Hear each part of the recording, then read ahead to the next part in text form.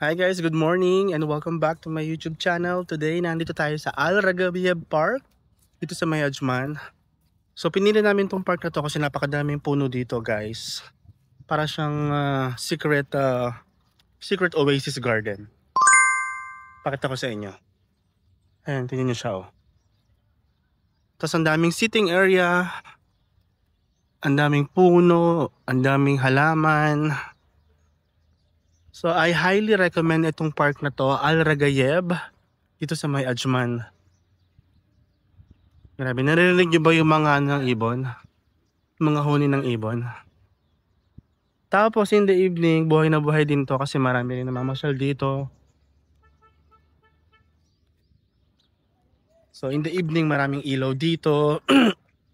Pwede kang mag-rent ng mga e-bikes. Kaso bawal lang ditong I think bawal dito mag-barbecue. Pero napaka-serene nung kanyang ambience.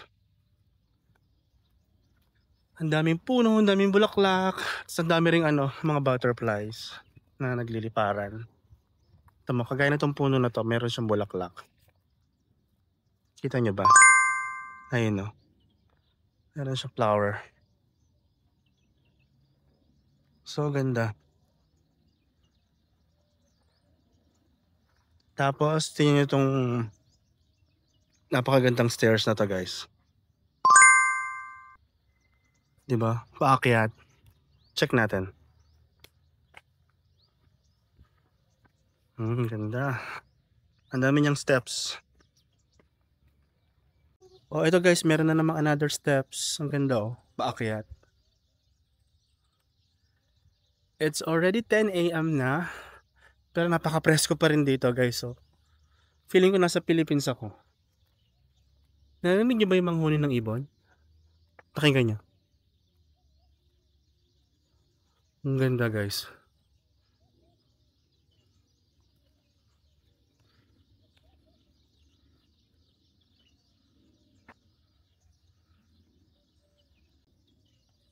Parang wala ako sa Middle East. Piling ko sa Pilipinas lang ako. Kasi sobrang ganda, sobrang presko, ang daming puno, ang daming ibon. Nakaka-relax.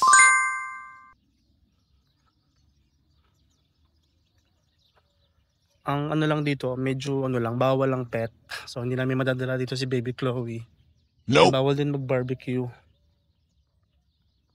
Pero sana naman pwede naman siguro mag-picnic dito, no? Basta lilinisin lang after kumain. But surprisingly, it's Saturday, it's weekend.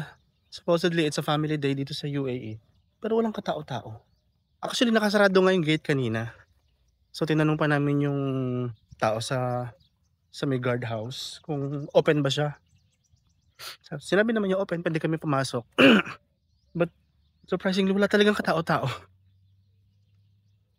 Look, so ganda. Diba?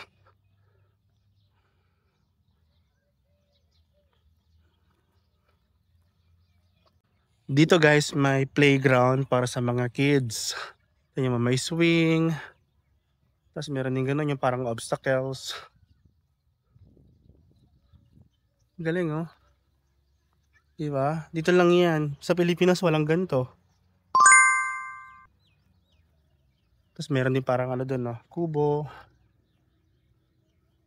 Tapos doon yung toilet sa may area na yan. May toilet doon. Kita ba?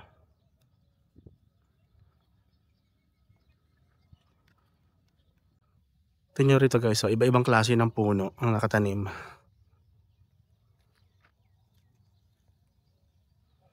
Diba? Nakakatawa naman. So, dami pang... Ngayon lang ako nakakita ng mga butterflies. Sana makita siya sa camera. Pero... Wala, ang tagal ko nang hindi nakakita ng mga butterflies eh. Ang ganda talaga. So nice. So relaxing yung kanyang vibe. Doon yung isang another gate. Grabe, sobrang ganda talaga guys. Oh, tingnan mo. Diba? May pa steps pa dito pababa. Tapos ito na talaga mismo yung mga puno. Diba? Sana lang walang ahas dito, no? Oh my God, malapit na kami mag-camping kasi winter na. Magka-camping na kami, mag-o-overnight kami sa desert. So, ganda talaga. Sobrang ganda. Wala guys, di ba may gantong puno sa atin? Ano to, parang ipil-ipil ba to? Or pili? Ang cute oh. Di ba may ganito sa Pilipinas? Tapos tingnan nyo guys, nag-ano sila. Nagdidilig sila ng mga damo. Yung automatic. Kita nyo ba? Ang ganda no? Grabe. Walang-wala yung mga park sa Dubai. Kasi yung mga park sa Dubai parang ewan lang. Meron masabi lang. Dito kasi sa Ajman malawak pa yung ano eh. Malawak pa yung mga place. So, ito talaga yung tunay na park. Kasi yung mga park sa Dubai, may ilang puno lang tapos may ano lang yung jogging path lang. Masabi lang na park. But dito tingnan mo oh. Sobrang lush. Ang daming puno, ang daming damo. Ang daming ibon, paru-paro. May nakita rin kami kanina mga bubuyog at saka tutubing or dragonfly. Tingnan mo, napaka-presko. So presko guys. Feeling ko talaga nasa Pilipinas ako. Oh, tingnan mo, punta ka lang sa ilalim ng puno tapos ang lamig. Grabe. So nice. Paglabas mo lang ng park na to, meron silang mga football field or ano ba yan, soccer field. Tapos meron ding restaurant doon, no? Diba? So kung napagod ka na mag-ikot-ikot dito sa loob ng park, kumain ka doon sa may restaurant. So guys, ito yung mga rules and regulations sa park na to. Bawal nga talaga ang pet. Bawal din mag-barbecue. Guys, I met a friend. Sobrang skinny ng pusa oh. Kawawa naman siya. Parang nagugutom siya. Kasi lapit siya ng lapit sa akin. Hi! Gutom ka? Wala akong pagkain. Hi! Ito guys, oh, meron silang water sprinkler dito para madiligan yung mga damo. Where are you from? Philippines. Guys, merong rainbow. Nakikita nyo ba? May nag-build up na rainbow. Tapos, sa side na to, yung mga puno naman is mga date trees, mga dates. Ayan o, ang dami. Hanggang doon sa dulo. Actually, napakalawak nito.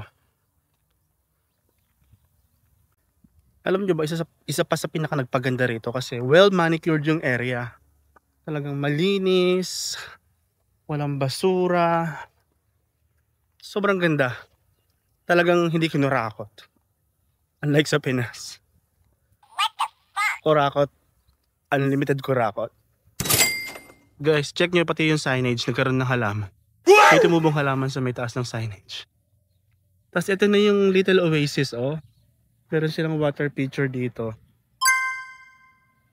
May pa-fountain si Mayor dito.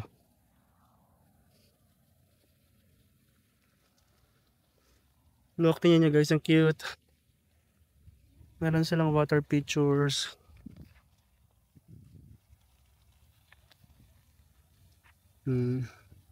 Paano siya pahaba. Hanggang doon sa kabilang side. Tapos nandun ako oh. Nakaupo. Joke. Ang presko dito. Grabe.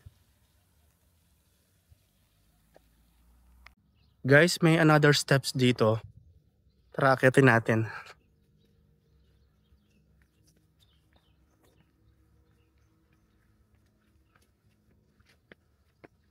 Uy, mahaba siya.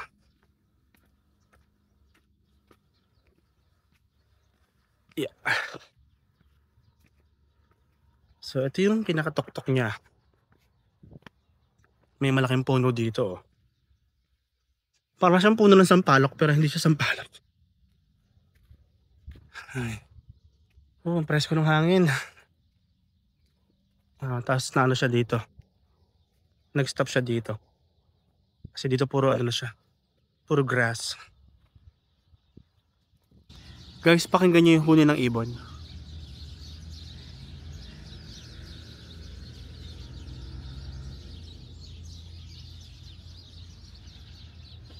Ang sarap pakinggan, di ba?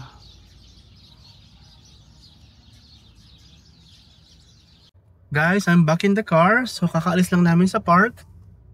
So, babalik kami dyan na tonight. Magpi-picnic. Magdadala kami ng food.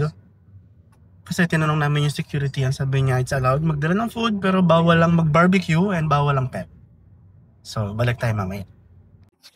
Hi guys, we just got back home from the supermarket. And ngayon, nagpe-prepare kami ng steak para sa picnic namin later sa park, yung pinuntahan natin kaninang umaga. So, ito siya. Bali, isusubid namin siya and then later i-grill namin siya sa charcoal.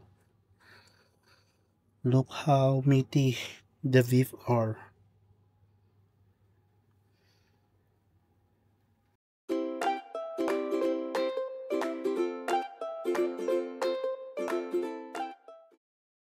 Bali, susubid natin yung 2 kilos ng steak. Ayan siya, ang laki oh.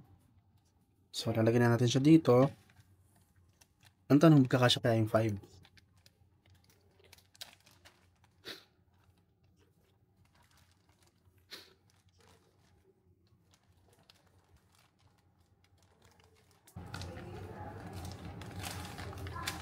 I think di kakasya.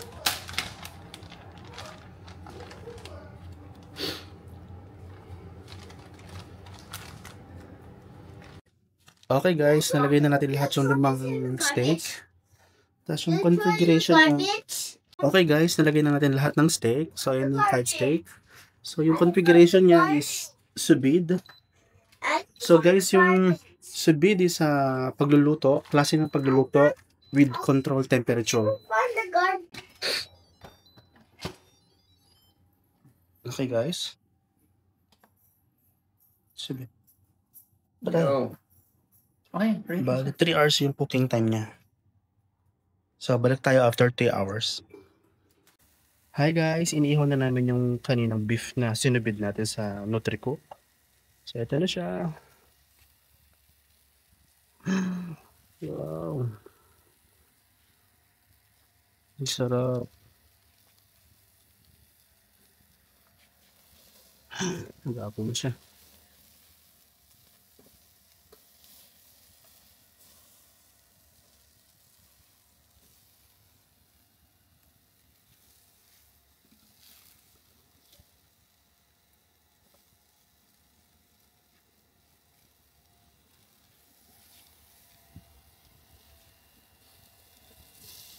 Ayan na siya guys, oh. So huge.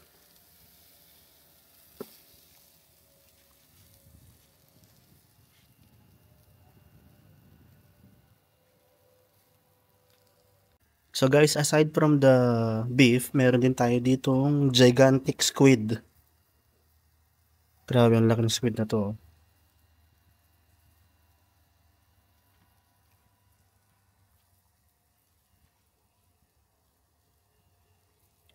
Tingnan nyo kung gaano kalaki guys. Medyo mainit. Hindi mo lang. Look how huge the squid. So guys, meron din kami dito hipon. Yan. Yes, sarap. Mabilis lang naman yung hipon. Once na mag-red na siya, luto na yun. Meron din kami tuyo. Maiba.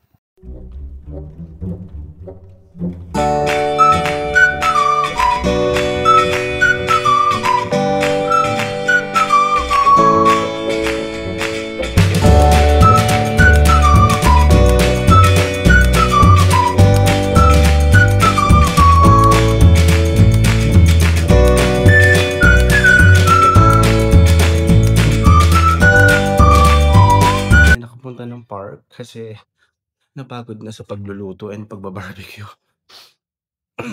And today masama din yung pakiramdam ko. Actually, yesterday marami sa'min masamang pakiramdam gawa ng weather. So, baba na tayo guys para mag-breakfast. So, by the way, today is Monday morning. So, masama yung pakiramdam ko pa din.